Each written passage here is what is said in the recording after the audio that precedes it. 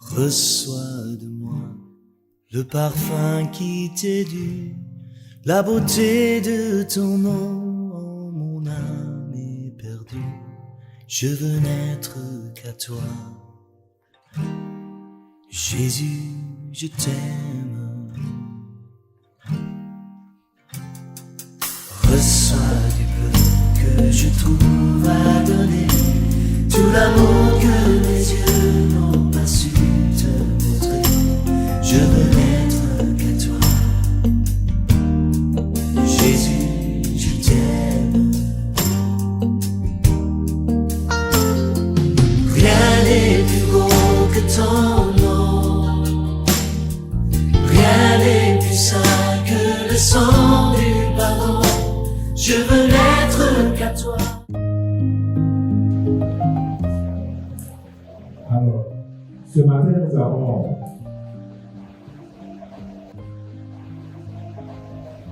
nous allons parler d'Ismaël et Isaac qui se disputent la terre et Dieu, l'Afrique, quel héritage. Alors, en introduction, j'ai dit ceci. Pour vous remercier, chers frères et sœurs, vous tous les invités, à vous tous que la paix de notre Seigneur Jésus-Christ soit avec vous. Notre thème d'aujourd'hui est sujet à polémique parce qu'il s'agit d'une histoire controversée, incluant plusieurs peuples, nations, religions, etc. Comment résumer une histoire de plus de 4000 ans, jonchée de péripéties, de luttes, de guerres, de haine et de désaccords, tout en évitant d'inclure Dieu et la Bible dans les faits historiques. Je vais vous faire un résumé succinct, nous permettant de comprendre le début et la fin de cette tragédie dans les 20 dernières.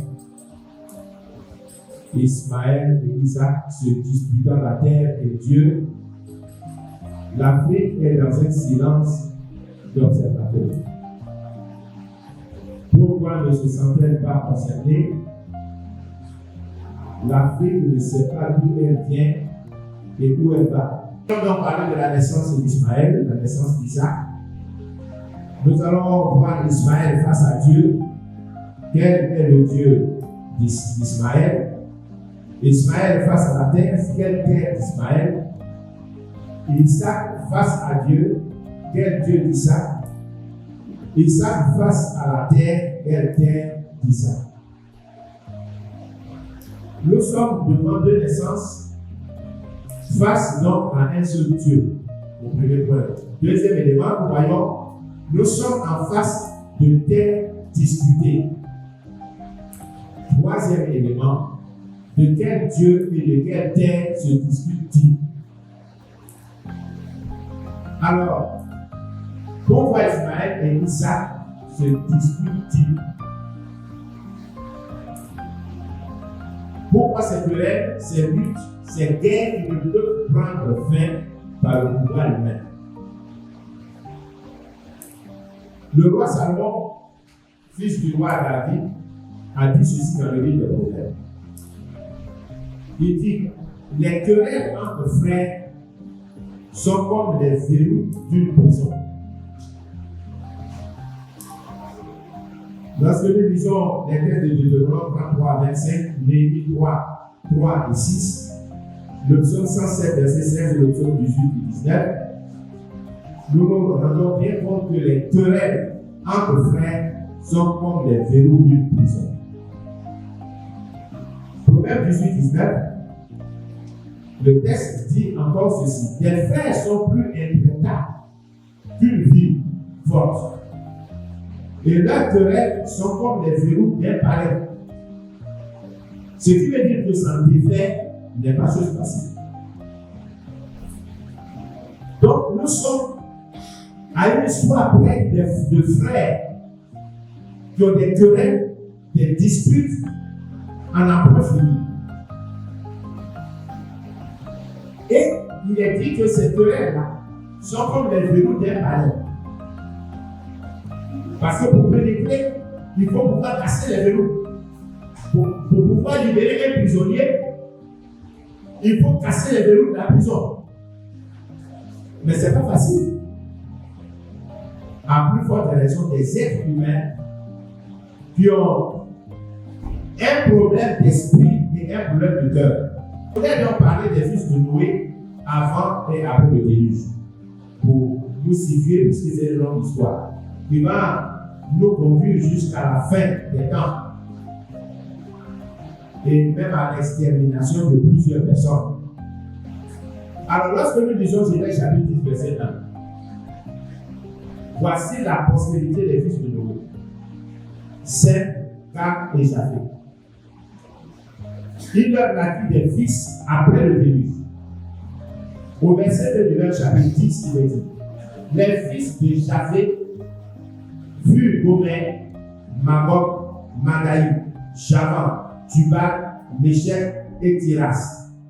Donc, nous trouvons ce peuple-là, que ce soit des Grecs, qu'ils soient Russes ou qu'ils soient Européens, ils se retrouvent dans ces fils-là de Japheth. Nous avons les fils de Cam, furent Couche, Misraïm, Pout et Canaan.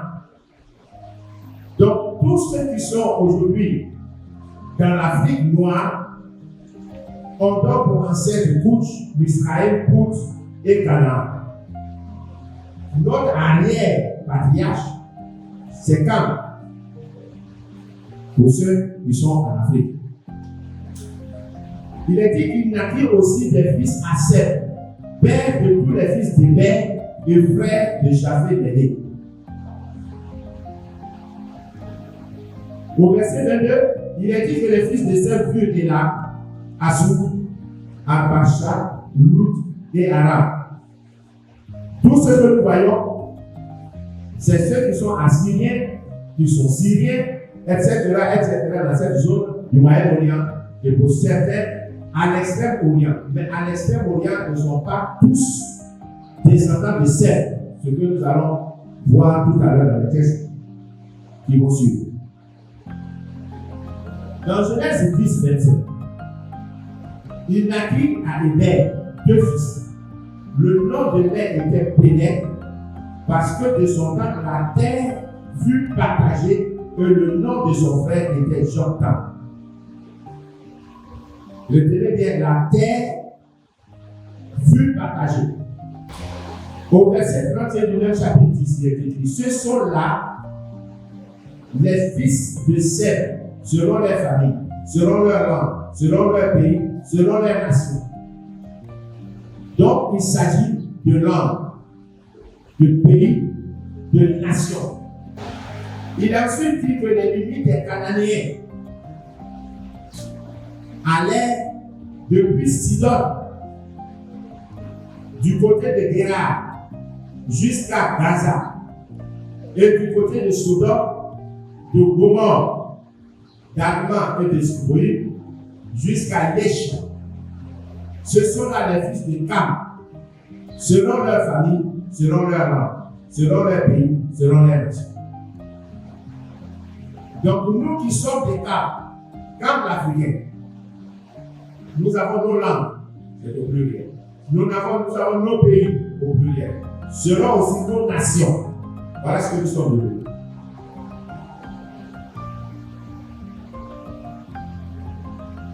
Alors, pour aller vite, puisqu'il s'agit de ces terres partagées au temps de Pénètre, et les enfants de Noé, Sem, Cam et Japheth, ont occupé chacun une portion de la terre. Sur cette terre sur laquelle nous sommes réunis. Alors, si Ismaël et Isaac se disputent la terre de Dieu, il faut qu'on sache, c'est la terre de qui les deux se disputent. Puisque la terre a été partagée, chacun a sa portion.